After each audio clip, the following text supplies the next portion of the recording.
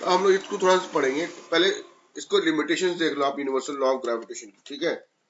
अब आप देखो यहाँ पे क्या बोला हुआ है कि हम लोग इस चीज को, मतलब ये जो ग्रेविटेशन लॉ ऑफ इतना पढ़ा है आपने बहुत सारा हिंट, ये हम लोग पॉइंट मासेस या फिर पॉइंट लाइक मासेस के लिए ही यूज करते हैं। अब आप समझ रहे होंगे सर एक्सटेंडेड ऑब्जेक्ट्स और पॉइंट मास में क्या डिफरेंस है। अच्छा एक चीज बताओ, तो मैं आप लोगों को यही चीज है ना इलेक्ट्रोस्टैटिक्स समझाता हूँ, क्योंकि वहां पे एकदम मस्त एग्जांपल सेट होता है। आप मुझे एक चीज, छोटी चीज बताओ, आप लोगों को पता है कि ये अगर एक बॉडी है, इसमें 5 प्रोटॉन है 5 इलेक्ट्रॉन है, इसमें एक बॉडी है, इसमें 5 प्रोटॉन है 5 इलेक्ट्रॉन है, मुझे इस बॉडी को पॉजिटिव चार्ज बनाना है, तो मुझे क्या करना पड़ेगा, इलेक्ट्रॉन्स को रिमूव करना पड़ेगा। Very good. यहाँ से इलेक्ट्रॉन निकाल के इसको दे देंगे तो क्या हो जाएगा, यहाँ पे 5 की जगह 3 इलेक्ट्रॉन आ जाएंगे। एग्जाम्पल ले लेते, 2 इलेक्ट्रॉन ट्रांसफर हो जाएंगे, 2 इलेक्ट्रॉन ट्रांसफर होने की वजह से यहाँ पे क्या आ जाएगा, पॉजिटिव चार्ज आ जाएगा, ठीक है। तो आपको एक डेफिनेशन पढ़ाई गई होगी जिसमें आप लोगों को ये कहा गया होगा, whenever there is a, जब भी वहां पे इलेक्ट्रॉन डेफिशिएंट होता है, मतलब इलेक्ट्रॉन की कमी होती है, वो आपका पॉजिटिव चार्ज हो जाता है। आपने बोला यस सर। फिर आपको ये भी पढ़ाया होगा कि अगर इलेक्ट्रॉन ज्यादा हो जाते हैं तो नेगेटिव चार्ज होता है, ये सभी को पता है, ठीक है। तो मुझे अब एक छोटी सी चीज बता दो, इलेक्ट्रॉन नेगेटिव चार्ज है, इसका मतलब क्या, उसके अंदर 4-5 इलेक्ट्रॉन घुसे हुए एक के अंदर में, क्या इसका मतलब ये है? क्योंकि आपकी डेफिनेशन के हिसाब से तो नेगेटिव चार्ज वही होता है। क्वेश्चन नहीं समझा, मेरी बात को सुनो। आपको स्क्रीन पे मैंने दिखाया कि भैया इसको पॉजिटिव चार्ज करना, तो आपने बोला सर इससे इलेक्ट्रॉन निकाल लो।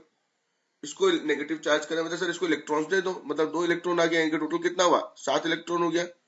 आपने बोला बिल्कुल सही है सर, कोई दिक्कत नहीं है, ये नेगेटिव चार्ज है, हमें बहुत अच्छे से पता है। क्यों ये नेगेटिव चार्ज है, क्योंकि सर ये रिच इन इलेक्ट्रॉन्स है, इसमें इलेक्ट्रॉन रिच है और इसमें इलेक्ट्रॉन डेफिशिएंट है। तो सर डेफिशिएंट वाला पॉजिटिव होता है, रिच वाला नेगेटिव होता है। यहाँ अगर आप लोगों ने इलेक्ट्रोस्टैटिक पढ़ लिया है तो वहां पे एक बात बहुत अच्छी तरह से बताई होगी या बुक में लिखी होगी कि किसी भी पार्टिकल को चार्ज देने के लिए, किसी भी पार्टिकल को चार्ज देने के लिए प्रोटॉन का कोई भी हिस्सेदारी नहीं होती है। प्रोटॉन की कोई भी हिस्सेदारी नहीं होती है। जो भी आप चार्ज देते हो वो due to transfer of electrons होता है। इसका रीजन भी आपको ये बात पता होनी चाहिए, क्योंकि प्रोटॉन न्यूक्लियस के अंदर में होता है, जहां पे स्ट्रॉन्ग न्यूक्लियर फोर्सेज होती है, जहां पे स्ट्रॉन्ग न्यूक्लियर फोर्सेज होती है, वो सिर्फ रबिंग वगैरह से प्रोटॉन को ट्रांसफर नहीं कर पाएगी। समझ में आया? यानी कि सिर्फ और सिर्फ इलेक्ट्रॉन्स ही आपका ट्रांसफर होता है, सिर्फ ऑफ इलेक्ट्रॉन्स की वजह से ही आपको पॉजिटिव या नेगेटिव चार्ज मिलता है। अब दूसरी बात समझो, जहां इलेक्ट्रॉन ज्यादा होता है उसे हम नेगेटिव चार्ज कहते हैं, जहां इलेक्ट्रॉन कम होता है उसे हम पॉजिटिव चार्ज कहते हैं। लेकिन जो gravitation force by extended universal law आपने जो पढ़ा है, ये हम लोग जनरली पॉइंट मासेस या फिर पॉइंट लाइक मासेस के लिए ही यूज करते हैं। अब आप बोलेंगे सर अर्थ का क्या डायमेंशन नहीं है, अर्थ बड़ी नहीं है, अर्थ छोटी, सन क्या छोटा दिखता है आपको, क्या ये पॉइंट मास है, तो फिर आप वहां पे क्यों ग्रेविटेशन लॉ लगा रहे हो, इसमें क्यों नहीं लगा रहे हो? तो मैं यही बोलूंगा दोस्त कि पॉइंट ऑब्जेक्ट्स की डेफिनेशन याद करो। पॉइंट ऑब्जेक्ट का मतलब ये था कि कोई भी दो ऑब्जेक्ट के बीच की दूरी अगर उनके डायमेंशन से बहुत बड़ी हो जाती है, उनके डायमेंशन से बहुत बड़ी हो जाती है, तो हम इनको कहते हैं पॉइंट ऑब्जेक्ट। तो आप किसी को भी ले लो, अर्थ सन को ले लो, भैया डिस्टेंस इतनी बड़ी है जिसके सामने अर्थ का रेडियस कुछ भी नहीं है। अर्थ का रेडियस कितना है, 6400 किलोमीटर है, और अर्थ और सन के बीच में डिस्टेंस कितनी है, मुझे तो याद भी नहीं है, इतनी बड़ी है, समझ लो, ठीक है। तो इसीलिए वो अर्थ और सन एक पॉइंट मास की तरह एक्ट करेंगे। दूसरा बात हम लोग पढ़ते हैं यूनिवर्सल, दूसरी बात हम लोग देखेंगे कि ये यूनिवर्सल लॉ ऑफ ग्रेविटेशन जो है वो ओरिजिनल फॉर्म में can not be applied in its original form to calculate gravitational force between extended objects and point masses. मतलब जो आपने पढ़ा है, बिकॉज जो पढ़ा हुआ है उसको हम डायरेक्टली उसमें एक्सटेंडेड ऑब्जेक्ट्स के लिए यूज नहीं कर सकते हैं। और बढ़िया बात यह है कि एक्सटेंडेड ऑब्जेक्ट्स हमें करना भी नहीं है, ठीक है, हमें करना भी नहीं है। सबसे खुशी वाली बात तो ये है, ठीक है। अब थर्ड पॉइंट देखो कि अगर सर ठीक है आपने जो बोला वो समझ में आ गया कि ग्रेविटेशन को हम पॉइंट मासेस या पॉइंट लाइक मासेस के लिए ही यूज करेंगे, मैंने बोला अच्छी बात है। हमें ये भी समझ में आ गया कि हम लोग ओरिजिनल फॉर्म यानी कि एफ इक्वल्स टू, ये जो ओरिजिनल फॉर्म है इसको हम लोग डायरेक्टली एक्सटेंडेड ऑब्जेक्ट्स के लिए यूज नहीं कर सकते, या फिर एक्सटेंडेड ऑब्जेक्ट्स और पॉइंट ऑब्जेक्ट्स के बीच के लिए यूज नहीं कर सकते। तो सर कैसे यूज करेंगे? अगर बाई चांस हमारे मन में, मेरे को पापा ने पूछ लिया, मम्मी ने पूछ लिया, मेरे किसी सर ने पूछ लिया, इस तरह तो पता होना चाहिए ना कि कैसे करने का है। तो मैंने बोला ठीक है ये मैं बता देता हूँ, आपको उसमें इंटीग्रेशन यूज करना पड़ेगा। वो इंटीग्रेशन वाला फॉर्मूलाज, वो इक्वेशन उस टाइप की आएगी कि वो वेरिएबल टर्म में रहेगी। For example F equal to 3x square plus 2x, वैसे हमने शायद लास्ट क्लास में किया भी था जहां तक मुझे याद है। कोई बात नहीं भी किया तो हम लोग आगे देखेंगे, अगर जरूरत होगा तो करेंगे। तो एक्सटेंडेड ऑब्जेक्ट्स के लिए हमें इंटीग्रेशन टेक्निक को यूज करना पड़ेगा, ठीक है। अब खतरनाक चीज हम लोग पढ़ेंगे शेल थ्योरम्स, जो आपको देखोगे बुक्स में शायद दिए कि नहीं दिए, मुझे आइडिया नहीं है, ठीक है, बुक्स का मुझे पता नहीं, लेकिन शेल थ्योरम से क्वेश्चन आसानी से बन जाते हैं, ठीक है। शेल थ्योरम्स जनरली मैंने ऑब्जर्व किया है, it is very useful for JEE students, ठीक है। बट हम हल्का फुल्का शेल थ्योरम्स का एक ओवरव्यू ले लेंगे, ताकि कोई अगर टिपिकल कॉम्प्लेक्स क्वेश्चन आ जाता है तो हम हल्का फुल्का वहां से चौका मार के आ जाए, ठीक है। थोड़ा सा समझेंगे और ज्यादा इसमें दिमाग नहीं लगाएंगे। क्या बोल रहा है, फोर्स ऑफ अट्रैक्शन, ठीक है sir, between a hollow spherical shell of uniform density and a point mass situated outside, the cell behaves as if the entire mass of the cell is concentrated at its center. आपको ये क्या बोला चाह रहा है, थोड़ा ध्यान समझो, यहाँ पे सेंटर ऑफ मास का कॉन्सेप्ट लग रहा है भाई, सेंटर ऑफ मास हम लोग पढ़ चुके हैं। देखो कि अगर कोई हॉलो स्फेरिकल शेल है दोस्त, क्या क्या हो रहा, मैंने क्या बोला, हॉलो स्फेरिकल शेल। आप सोच रहे हैं हॉलो स्फेरिकल शेल क्या होता है, हॉलो स्फेरिकल शेल या फिर शेल ऐसी चीज होती है जो अंदर से खोखली होती है। तो वो बोल रहा है कि अगर ऐसी कोई हॉलो स्फेरिकल सेल है, इसकी डेंसिटी यूनिफॉर्म है, ठीक है, और यहाँ पे एक पॉइंट मास है, तो आपको ये मानना पड़ेगा, अज्यूम करना पड़ेगा कि इस सेल का पूरा जो मास है वो सेंटर पे कहीं ना कहीं कॉन्सेंट्रेटेड है। अब आप बोलेंगे कैसे सर, क्योंकि ये सिमेट्रिकल शेप में है, this is what, this is symmetrical shape, this is symmetrical shape. हमने बोला हाँ सर शेप भी सिमेट्रिकल है, सिमेट्रिकल तो सेंटर ऑफ मास का होगा, जियोमेट्रिकल सेंटर पे होगा, बस ये एक थ्योरम नंबर 1 है, ठीक है। तो चलो भैया क्वेश्चन आ गया है स्क्रीन पे, बताओ आंसर, देखते हैं इसका आंसर क्या है। इसका आंसर है ए, पता नहीं, F equals to ji, m1 कितना है भैया, m1 है हमारा 10 ग्राम, m1 कितना है 10 ग्राम, क्योंकि यहाँ पे न्यूटन दिख रहा है तो आपको सबको केजी में कन्वर्ट करना पड़ेगा, तो m1 हो जाएगा हमारा 10/1000, m2 हो जाएगा 20/200 है, सॉरी 200/1000, तो G m1 m2 upon R square, R कितना दिया भाई, small bead of mass is placed at a distance of 20 centimeter from the center of a football of mass 200 gram and radius 30 centimeter. तो हमारा at a distance of 20 centimeter from the center of the football, ठीक है। तो हम यहाँ पे लिखेंगे are square कितना हो जाएगा, 20 का होल स्क्वायर, 20/100 का होल स्क्वायर, ठीक है। अब हमारा यहाँ पे क्या हो जाएगा, देखो भैया ये जीरो ये जीरो ये जीरो ये जीरो ये जीरो ये जीरो गया, ठीक है। तो हमारा आ जाएगा 2g अपॉन 100 इंटू 100 का स्क्वायर अपॉन 20 का स्क्वायर, तो ये 100 और ये 100 भी चला जाएगा, 2 10 चला जाएगा, और ये चला जाएगा, और ये चला जाएगा, g/2 आ रहा भाई, ये 20 नहीं होगा, g/2 होगा, ठीक है, या तो ये 20 ये आ जाएगा हमारा 20, तो हमारा आ जाएगा g/20 न्यूटन। अब आप बोलेंगे कि सर मुझे एक बात समझाइए, यहाँ रेडियस 30 सेंटीमीटर किस लिए दिया हुआ, मजाक करने के लिए दिया, आपने तो यूज ही नहीं किया, और हमें बचपन से यही सिखाया गया था कि भैया जो कंटेंट क्वेश्चन में दिया होता है उसका कहीं ना कहीं तो यूज होता ही होता है, so you should try to use it. अरे भाई वो तो जरूरी है, वो तो अच्छी बात है, लेकिन वो तब था जब आपका बचपन था, अब तो आप लोग बड़े हो गए हो और थोड़ा कॉन्सेप्ट समझने की बात समझो। अ स्मॉल बीड बोला गया है जिसका मास 10 ग्राम है, और उसके सेंटर की और फुटबॉल के सेंटर की दूरी कितनी है, 20 सेंटीमीटर, रेडियस कितना दिया हुआ है 30 सेंटीमीटर। तो बहुत सारे बच्चे क्या करते हैं, या तो उसको प्लस कर देंगे, प्लस करेंगे तो भैया ये जो डिस्टेंस हो जाएगी ना वो यहां तक की निकल जाएगी, हमें ये नहीं चाहिए। माइनस करोगे, तो वो डिस्टेंस यहां तक की आ जाएगी, सॉरी वो डिस्टेंस यहां तक की आ जाएगी, सरफेस तक की, यहां तक की। क्या हमें ये चाहिए, हमें ये भी नहीं चाहिए, हमें तो डिस्टेंस बिटवीन द सेंटर्स चाहिए, जो कि ऑलरेडी क्वेश्चन में 20 सेंटीमीटर दिया हुआ है। आप बोलेंगे सर डिस्टेंस बिटवीन सेंटर्स क्यों चाहिए, क्योंकि मैंने शेल थ्योरम 1 में यही बक की थी कि जो सेंटर होता है, जो होलो स्फेरिकल सेल होता है, उसका सेंटर ऑफ मास या फिर सेंटर जो होगा वो उसके ज्योमेट्रिकल सेंटर पे होगा। ये वाला क्वेश्चन बनाओ, देख लेते हैं। डी है क्यों, A man of mass 50 kg is standing inside a death well of radius 2 मीटर, डेथ वेल के अंदर ही बैठा हुआ है जिसका रेडियस है 2 मीटर, 50 kg का आदमी है, ठीक है, यहीं पे बैठा हुआ है, कोई बात नहीं। If the density of the material if the density of the material of the death well is इतना, then the force of attraction between the death well and the man. देखो भैया ये सामान के अंदर ही तो है, गॉस जैसा ही तो कहानी हो गया, अंदर में ही बैठा हुआ है, जीरो नहीं होगा इसका। अभी देखो हम लोग जो पढ़ने वाले हैं वो खतरनाक टॉपिक पढ़ेंगे, आसान सा मजेदार वाला टॉपिक जिसे हम कहते हैं acceleration due to gravity of the earth. कौन सा है भैया acceleration due to gravity of earth? इसे हम एक्सक्यूज मी स्मॉल जी से जानते हैं, और इसकी वैल्यू कितनी होती है? अगर क्वेश्चन में बोली हो तो 10 लेते हैं, नहीं बोली हो तो हम 9.8 मीटर पर सेकंड स्क्वायर इसको लेते हैं। ये हमने ऐसा पढ़ रखा है, ठीक है सर। लेकिन इसमें बहुत सारा लोचा है, बहुत कुछ समझना होगा। आपने ये जो होशियार बन के, या मैंने जो होशियार बन के आपको बता दिया कि जी की वैल्यू यही होती है, जी की वैल्यू यही होती है, वो ऐसे ही नहीं होता, उसको हमें पहले कुछ एजम्पशन करने होते हैं वगैरह वगैरह। जिसमें से एक हमने क्या बोला कि अर्थ एक स्फीयर है of uniform mass density, but असलियत में ऐसा नहीं है। अर्थ जो है वो आपके जियोड शेप में है, ऐसी है। इक्वेटर के साइड में ये थोड़ी फूली हुई है और पोल्स पे थोड़ी चपटी है, पोल्स पे थोड़ी सी ये चपटी है, ठीक है। आपने बोला ठीक है सर।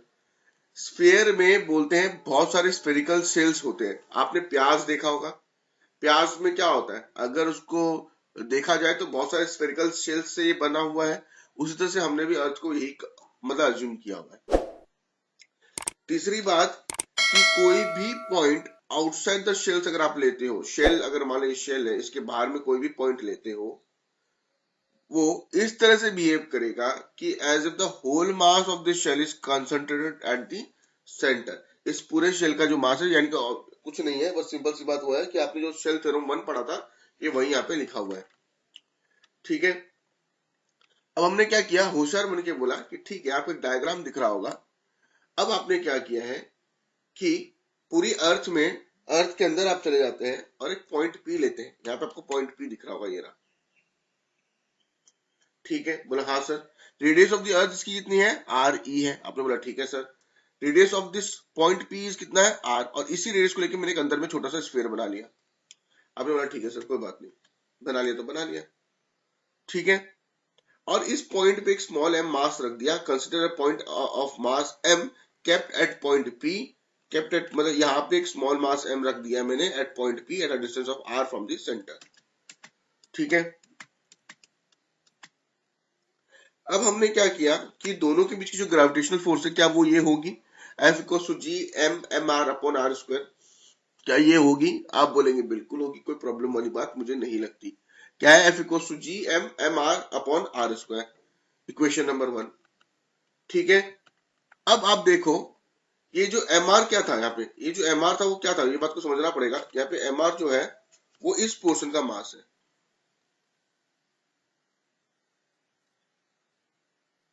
इस पोर्शन का ये मास है, ठीक है। इस डेरिवेशन को करवाने का मतलब ये नहीं है कि इसका मैं एक और आसान तरीका भी आपको बताऊंगा, पर मैं आपको कुछ और समझाना चाह रहा हूं। ये चीज निकालना, ये वाला चीज निकालना। तो आप समझो कि अगर ये मेरी मास है, ये मेरी अर्थ है जिसका मास एम ई है, मैंने इसके अंदर का पार्ट ले लिया जिसका मास एम आर है।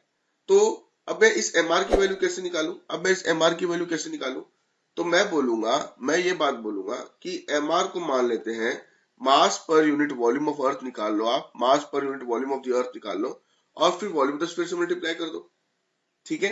तो mass per unit volume of the earth कितना होगा? मास ऑफ द अर्थ पर यूनिट वॉल्यूम कितना होगा? मास of the earth by volume of the अर्थ, ठीक है। और ये क्या है? एम आर क्या हो जाएगा? Into volume of the earth, into volume of the sorry R. तो अभी मैं यहीं पे ये बात बोलना चाह रहा हूं कि यार अभी हमने क्या एज्यूम किया, density of the whole earth is constant. तो आप इस पूरी अर्थ की डेंसिटी बोलो या इस स्फीयर की, दोनों की तो बराबर निकलेगी। आपने बोला बिल्कुल सर, एकदम सही बोल रहे हो। तो मैं बोल सकता हूं density of that small sphere of radius R is equal to density of the earth. आपने बोला ठीक है सर। डेंसिटी मतलब mass of earth, mass of radius R by volume of R equals to mass of earth upon volume of earth. आपने बोला ठीक है। यानी कि एम आर क्या हो जाएगा भैया? मास ऑफ अर्थ यानी कि एम ई रहने देते हैं, and volume of the earth क्या हो जाएगा? 4/3 पाई आर ई का whole cube, and volume of radius R क्या हो जाएगा? 4/3 pi R cube. 4/3 pi 4/3 pi cut जाएगा। Ultimately you will get MER³ upon earth, ये वाला आ गया। अभी कोई दिक्कत है? अभी कोई दिक्कत है? ठीक है। उसके बाद मैंने बोला कि अगर यहां तक हमें कोई दिक्कत नहीं है तो हम क्या करेंगे, FR निकाल लेते हैं, फोर्स ऑफ ग्रेविटेशन जो अभी निकाला। क्या निकाला था? F=GME/MR/R²। तो यहाँ पे G तो G ही रहेगा, ME ME ही रहेगा, लेकिन ये जो MR है इसकी वैल्यू यहाँ से निकाली, पुट कर देते हैं हम लोग। कर दिया हमने, R³ अपॉन वगैरह वगैरह, और वो ये तो रहेगा ही रहेगा R², कोई दिक्कत की बात नहीं है। अब हम लोग यहाँ पे क्या करेंगे, बस इसको पुट कर लेते हैं, सॉल्व कर लेते हैं, और अल्टीमेटली आपका ये वाला वैल्यू आ जाएगा अल्फा का। क्या आया? GME अपॉन M वगैरह वगैरह जो भी आ गया आ गया, ठीक है। बट आप लोगों ने एक और चीज पढ़ा होगा, ये किस चीज का है भाई? ये किस चीज का है? आपको बात समझ नहीं होगी। ये between the earth and a particle inside the earth, ये between the earth and a particle inside the earth का फोर्स है। बट हमने तो एक और चीज पढ़ा हुआ है कि अर्थ की ग्रेविटी का तो फॉर्मूला mg होता है, अर्थ किसी भी ऑब्जेक्ट को mg से खींचती है। हमने बोला बिल्कुल सही बोल रहे हो, तो हम बोल सकते हैं mg बराबर ये। आपने बोला बिल्कुल बोल सकते हैं, यानी कि g की वैल्यू कितनी आ गई? GME upon ME into M वगैरह ऐसा कुछ आया, और कट पिट के हमारा ये वाला वैल्यू आ जाएगा। अब आगे देखते थे हम लोग। अगर ये चीज क्लियर है तो अब आप लोग बोल रहे होंगे सर हमने तो एक अलग फॉर्मूला पढ़ा है, G=GM/R²। हम तो ये पढ़ा है, आप तो नई कहानी बता रहे हो। अरे भाई मेरे, ये वाले जो है वो इनसाइड द अर्थ के लिए है, ठीक है। इस पे क्वेश्चन बहुत कम देखे गए हैं, बट कभी भी आ सकते हैं, इससे क्वेश्चन।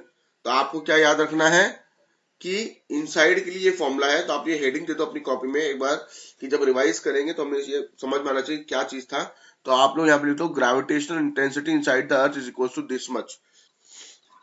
अगर यही मास आपका अर्थ पे सिचुएट हो जाएगा, अगर यही मास अगर आपके अर्थ पे आ जाएगा, मतलब अभी तक आपको डायग्राम का था, वो पॉइंट यहाँ पे था, अगर ये स्मॉल आर था, अगर यही मास अगर आपके अर्थ पे आ जाएगा सरफेस पे, तो ये आर किसके बराबर हो जाएगा? RE के बराबर हो जाएगा। तो यहाँ पे जो आर लिखे उसके लिए RE लिख सकते हो, ये RE करके R² हो जाएगा। तो देखो पुराना वाला फॉर्मूला आ गया जो आपने पढ़ रखा है। तो ये जो फॉर्मूला मैंने आपको दिया एक जनरल फॉर्मूला है जो आपको कहीं के लिए भी काम करेगा, for inside the earth on the surface of the अर्थ। आप लोगों ने ये पढ़ रखा होगा कि अगर कोई ऑब्जेक्ट है उसको मैंने अर्थ के सरफेस पे रखा हुआ है, मतलब ढीके रखा हुआ है, तो इस पे एक mg फोर्स लग रही होगी। हमने बोला हाँ लग रही होगी। साथ साथ यहाँ पे ग्रेविटेशनल फोर्स भी लग रही होगी, अगर इसका मास स्मॉल m है और इसका मास कैपिटल M है। तो ये हो जाएगा GMM/R² इक्वल्स टू mg। यहाँ से mm कट जाएगा और आपको फॉर्मूला मिल जाएगा G=GM/R²। अब देखो हमने ये वाला बात समझ लिया है, तो हम पढ़ेंगे acceleration due to gravity at different things. मतलब हम लोग को अब ये जानना है कि ठीक है सर आपने जो बोला वो सब कुछ सही है, मुझे मजा आया समझ के, लेकिन आप मुझे ये बताइए कि मैं धरती के अगर अंदर चला जाऊं, मैं ठीक है कोई बात नहीं। अभी देखो हम लोग पढ़ेंगे ग्रेविटी की value at different positions due to various factors. कभी रोटेशन को लेके पढ़ेंगे, कभी हम ड्यू टू हाइट पढ़ेंगे, ड्यू टू वगैरह वगैरह करके पढ़ते हैं, एक एक पॉइंट करके समझते हैं अच्छे से। देखो अब देखो एक्सेलरेशन ड्यू टू ग्रेविटी, मान लीजिए हमारी प्यारी धरती है, ठीक है, और इसकी एक ग्रेविटेशनल फील्ड है। अब ग्रेविटेशनल फील्ड क्या होती है? आपको इलेक्ट्रोस्टैटिक में आपने इलेक्ट्रिक फील्ड पढ़ी होगी। इलेक्ट्रिक फील्ड का मतलब क्या था कि एक पर्टिकुलर चार्ज का एक पर्टिकुलर स्पेस होता है या रीजन होता है जहां तक वो अपनी फोर्स ऑफ अट्रैक्शन या रिपल्सन किसी दूसरे चार्ज पर डाल सकता है, ठीक है। उसी तरह से ग्रेविटेशनल फील्ड क्या होती है? एक स्पेस या फिर रीजन अराउंड द अर्थ, एक स्पेस या फिर रीजन अराउंड द अर्थ जहां तक वो किसी भी ऑब्जेक्ट को अपनी तरफ खींच सकती है, या खींच सकती है और कुछ नहीं कर सकती, खींच सकती है। तो चलो अगर ये बात समझ में आ गई है तो हम इसमें ज्यादा दिमाग नहीं लगाते हैं, जब ग्रेविटेशनल फील्ड का टॉपिक आएगा तब पढ़ेंगे। अभी देखो ये अर्थ की ग्रेविटेशनल फील्ड होगी। मान लेते हैं कि एक मास m है जिसको हम इस अर्थ की ग्रेविटेशनल फील्ड पर छोड़ देते हैं। देखो रेड कलर डॉट में आपको दिखाई दे रहा होगा, ठीक है। अब हमने क्या किया कि पता चला कि यार ये दोनों के बीच में जंगल पता चला है, दोनों के बीच फोर्स ऑफ अट्रैक्शन है। तो दोनों के बीच फोर्स ऑफ अट्रैक्शन होगा तो ये ऑब्जेक्ट क्या करेगा? अर्थ के ऊपर गिरेगा धपाक करके, ठीक है। बट हमें पता है कि कोई भी ऑब्जेक्ट नीचे की तरफ गिरेगा तो उसका एक्सेलरेशन क्या होता है? फोर्स इक्वल्स टू m/a होता है, यानी कि a इक्वल्स टू f/m हो जाएगा। आपने बोला बिल्कुल होगा, कोई दिक्कत नहीं है। ये जो एक्सेलरेशन है ये एक्सेलरेशन ड्यू टू ग्रेविटी है, जिससे हम आगे जाके g बोलेंगे, g for acceleration due to gravity. तो हम यहाँ पे एम ए नहीं लिखते, हम जी लिखते हैं और G equals to F by M हो जाता है। ठीक है, साथ ही साथ ये वही फोर्स है जो ग्रेविटेशनल फोर्स हमने पढ़ते आया अभी तक, न्यूटन लॉज ऑफ ग्रेविटेशन पढ़ा आपने, G M M upon R square, same force है ये, पहले पुट कर देते हैं हम लोग, तो देखा M R M M cut गया तो G upon G M R square. तो ये फॉर्मूला मैंने अभी आपको करके भी दिखाया था, पर डायग्राम वाइज करके दिखा दिया। एक्सेलरेशन ड्यू टू ग्रेविटी का जनरल फॉर्मूला ये होता है G M upon R square. ठीक है, अब आगे देखते हैं, साइड में रख लेते हैं इसको, खोपचे में डाल दो। अब देखो कि स्मॉल जी की वैल्यू कितनी होती है, आपने बोला sir 6.67 into 10⁻11 newton metre square per kilogram square. Mass of the earth कितना होता है, देखो बहुत सारे बच्चे इसको भूल जाते हैं, मतलब याद होना जरूरी नहीं है, बट मैं आपको ये रिकमेंड करूंगा याद रख लो तो बेहतर होगा, कोई भी अनफोर्सिन सिचुएशन में काम आ सकता है। तो मास की वैल्यू जाएगी 6 इंटू 10⁻24 kg। ठीक है सर, लिख दिया, सबको पुट कर दिया। Radius of the earth solve करने पे 9.8 मीटर पर सेकंड स्क्वायर आता है।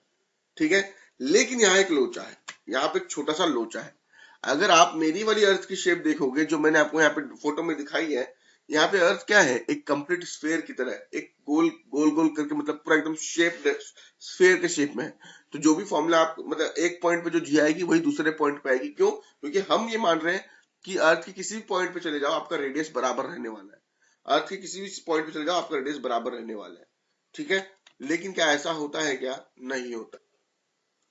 अब उस पार्टिकल को कुछ एक हाइट पे रख लिया, from the surface of the earth, from the surface of the अर्थ रख लिया, कोई बात नहीं।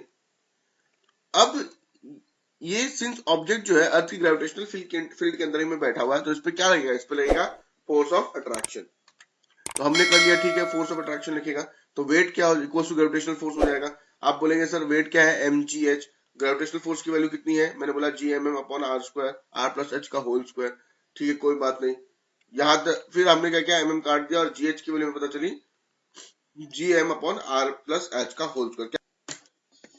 यहाँ पे देखो, मैं यहीं पे एक चीज लिख के दिखा देता हूँ। आपने क्या लिखा, G H equals to G M, हमने क्या पढ़ा, G equals to G M upon R square आपने पढ़ रखा है, आपने बोला हाँ सर पढ़ रखा है। तो G R square equals to G M कर सकते हैं क्या सर, मैंने बोला बिल्कुल कर सकते हैं। तो सर ये जी एम मुझे पता नहीं, अच्छा नहीं लगता, गुड मॉर्निंग होती है, क्लासेस स्टार्ट हो जाती है, मुझे पसंद नहीं है, इसलिए आप इसको जी आर स्क्वायर लिख दो। मैंने बोला ठीक है, लिख देते हैं R plus H whole square. तो क्या ये फॉर्मूला में एक बार देख लो, मैंने बस यहाँ पे लिखा है G H equals to G R square by R plus H का होल स्क्वायर। आप लोग फटाफट इस फॉर्मूला को लिख लो, क्योंकि आगे जाके मैं इस फॉर्मूला को यूज करूंगा तो कहीं कंफ्यूजन नहीं होना चाहिए कि सर ने वहां कुछ और लिखा, यहाँ कुछ और लिख रहे हैं। हाँ, मैंने ये फॉर्मूला यहाँ पे यूज कर लिया, G H equals to G R by R plus H whole square. आपने बोला ठीक है सर, कर लिया तो कर लिया, कोई बात नहीं। मैं इसको ऐसे भी लिख सकता हूँ, मैं इसको ऐसे भी लिख सकता हूँ, ठीक है, R plus H by R whole square, या फिर इसको ऐसे भी लिख सकता हूं, या फिर ये स्टेप आप ओमिट भी कर सकते हो, आप ऐसे लिख लो ना, जी यहां से आर स्क्वायर तो है ही, आर स्क्वायर को आर स्क्वायर ले दो, यहां से आप आर को कॉमन ले लो, तो क्या आएगा, आर स्क्वायर बाहर आ जाएगा, यहाँ पे आएगा 1 प्लस एच बाई आर। ठीक है, तो ये आर स्क्वायर कैंसिल हो जाएगा और ये वाला आ जाएगा। ठीक है, तो अगर हमें ये वाली बात समझ में आ गई तो हम क्या करेंगे, इस चीज को बाइनोमियली एक्सपैंड करने की कोशिश करेंगे, या फिर ऐसे लिखेंगे, ये जब ऊपर जाएगा, आपको पता है कि 1 बाई एक्स स्क्वायर होता है, जब ऊपर जाता है तो x to the power minus 2 हो जाता है, तो ये 1 बाई एक्स स्क्वायर है, ऊपर जाएगा तो 1 by x to the power minus 2 हो जाएगा। ठीक है, तो मैंने यहाँ पे ऐसा कर दिया, कोई बात नहीं है। हम यहाँ पे क्या करेंगे, थोड़ा सा दिखाएंगे कि हमें कितना बढ़िया मैथ्स आता है, वी विल राइट हियर कि एक्सपेंडिंग बाइनोमियली। तो बाइनोमियली एक्सपेंड करने पे कुछ ऐसा आएगा जो हमारे काम का नहीं है, जो हमारे काम का नहीं है। ठीक है, मैं आपको एक ट्रिक भी बताऊंगा इस चीज को, कि फिजिक्स में जब भी बाइनोमियल एक्सपेंशन आए तो आपको क्या ट्रिक लगानी है, विद इन आधे सेकंड के अंदर आपका आंसर आ जाएगा। ठीक है, अब यहाँ पे देखो, अर्थ का रेडियस कितना है, आप बोलेंगे 6400 किलोमीटर, और आप कितने ऊपर तक जा सकते हो अर्थ में, अगर आप माउंट एवरेस्ट पे भी चले जाओगे तो भी वो शायद 8 किलोमीटर है। माउंट एवरेस्ट की हाइट समझ रहे हो कितनी ज्यादा है, 8 किलोमीटर, 8 पॉइंट समथिंग होता है, मुझे एक्जैक्टली याद नहीं है। तो आप समझ रहे हो क्या ये 8 किलोमीटर और 6400 किलोमीटर कंपेरेबल है, कहाँ 6400 किलोमीटर और कहाँ 8 kilometre, it is not comparable. तो आपको पता है यार, 8 बाई 6400 का रेशियो तो पहले ही बहुत छोटा आने वाला है, फिर ऊपर से उसका आपने स्क्वायर कर दिया। फॉर एग्जाम्पल अगर 0.1 का स्क्वायर करते तो क्या आता है, इसका स्क्वायर करने पे आता है 0.1 मतलब 10, इसका आएगा आपका 1/100 दैट इज 0.01, और नंबर छोटा हो गया। किसी भी छोटा नंबर का स्क्वायर करे तो वो और छोटा हो जाता है, तो वही बात है कि h by R whole square पहले से छोटा था, उसका स्क्वायर करें तो और भी छोटा हो गया, तो हम लोग क्या करेंगे, इसको नेग्लेक्ट कर देंगे। नेग्लेक्ट करने पे हमारा क्या आ जाएगा, 1 माइनस 2h बाई आर। तो ये हमारा फॉर्मूला आ गया फॉर हाइट h। अब बात को समझो कि ट्रिक क्या है। जब भी ऐसा आए और आपको उसको बोला जाए बाइनोमियल एक्सपैंड करना है, तो ये सब नौटंकी करने की कोई जरूरत नहीं है। बस याद देखो यहाँ पे जो पावर होता है ना, ऊपर में माइनस वाला पावर, ये जो पावर होता है, ये जो पावर होता है, इसको उठा के यहाँ ले आया करो, यहाँ ले आया करो। तो क्या आएगा, G1 plus minus 2 into H upon R आ जाएगा, यानी कि G1 minus 2h by are आ जाएगा। ये हमेशा काम करता है, कभी फेल नहीं हुआ अभी तक। तो हमने क्या फॉर्मूला पता चला, हमें पता चला कि GH का दो एक फॉर्मूला आ गया। एक आता है GH equals to G R by R plus H का होल स्क्वायर, और एक आपने देखा GH equals to G1 minus 2h by R. लेकिन एक बात को ध्यान रखो कि when you were deriving this formula, आपने एज्यूम किया था कि h जो है वो r के कंपैरिजन में कुछ भी नहीं है, बहुत ही छोटा है। लेकिन जब इस फॉर्मूला को डिराइव किया था, कोई भी ऐसा हमने नहीं लिया था। तो जब भी आप क्वेश्चन सॉल्व कर रहे हो और आपकी जो h की वैल्यू है बहुत ही ज्यादा छोटी है, तो आपको ये वाला फॉर्मूला लेना पड़ेगा। h की वैल्यू बहुत ही बड़ी है, तो आपको ये वाला फॉर्मूला लेना पड़ेगा। फॉर एग्जांपल, अगर h की वैल्यू 3000 है, 4000 है, 5000 है, 6000 है, 2000 है, 1000 है, तो आप ये वाला फॉर्मूला यूज करोगे। अगर कम है, 1 kilometre, 2 kilometre, 10 kilometre, 100 kilometre, 20 kilometre, 200 kilometre ऐसा है, तो आप ये वाला फॉर्मूला यूज करोगे। ठीक है। अब एक प्रॉब्लम मैंने क्या देखी स्टूडेंट लोग में, कि वो कंफ्यूज हो जाते थे कि सर किसको छोटा माने किसको बड़ा माने। 500 किलोमीटर आता है तो बुक्स में ये फॉर्मूला यूज कर लेते हैं, 400 किलोमीटर आता तो भी इसको यूज कर लेते हैं, सडनली 220 किलोमीटर, 300 किलोमीटर, 150 किलोमीटर आता तो इसको यूज कर लेते हैं। अब 180 आ जाए एग्जाम तो किसको यूज करेंगे। तो उसी चीज के लिए मैंने कैलकुलेट करके आप लोगों को पहले बता देता हूँ, निकाल दिया है कि अगर हाइट की वैल्यू 320 किलोमीटर से कम या 320 किलोमीटर तक है, आपको ये फॉर्मूला यूज करना है। 320 किलोमीटर से ज्यादा है तो आपको ये वाला फॉर्मूला यूज करना है। देखो अब effect of depth on acceleration due to gravity. Effect of depth on acceleration due to gravity देख लेते हैं। आपने भी क्या देखा कि मैंने एक पत्थर को मैं हवा में लेके चला गया, ऊपर ऊपर ऊपर और ऊपर और ऊपर ऊपर चला गया था हम लोग। अब हम क्या कर रहे हैं, गड्ढा खोद रहे हैं और अंदर जा रहे हैं, गड्ढा खोद रहे हैं और अंदर जा रहे हैं, अब अंदर की तरफ जा रहे हैं।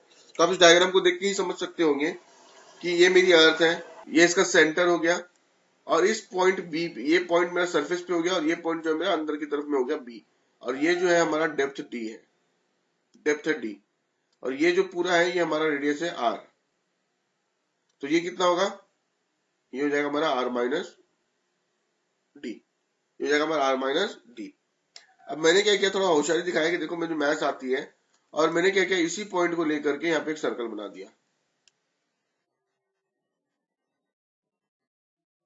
ये बना दिया। ठीक है। मैंने बोला कि ये ओ हो गया, ये जो पोर्शन दिखाई दे रहा है ग्रीन वाले में, ये जो ग्रीन वाला आपको दिखाई दे रहा है, इसका मास है एम डैश, और जो बाहर इनकी पूरी पूरी अर्थ है उसका मास है एम, पूरी की पूरी उसका मास है एम। मैंने आपको मास निकालना सिखाया है, आपने बोला हाँ सर सिखाया है। तो जी को जीएम अपॉन आर स्क्वायर में पता है, और मास ऑफ द अर्थ क्या होती है, 4/3 pi R cube into density of the earth, volume to density. कर दिया, कोई दिक्कत नहीं है। करने के बाद जी को GM upon R square, M की वैल्यू क्या जाएगी 4/3 पाई आर क्यूब रो। ये हो गई पूरी अर्थ की, पूरी अर्थ की। ठीक है। अब मैंने क्या किया कि काट पीट किया और मुझे पता चला जी की वैल्यू जो है वो है 4/3 पाई जी आर रो, ये मेरे आई 4/3 पाई जी आर रो। ठीक है। हम बड़े खुश हो गए। मैं इस डायग्राम को मिटा देता हूँ। अब हमने जी डैश निकालने की कोशिश की फॉर दिस स्मॉल मास, इसके लिए। तो इसका रेडियस कितना है, तो आप बोलेंगे सर आर माइनस डी है इसका रेडियस।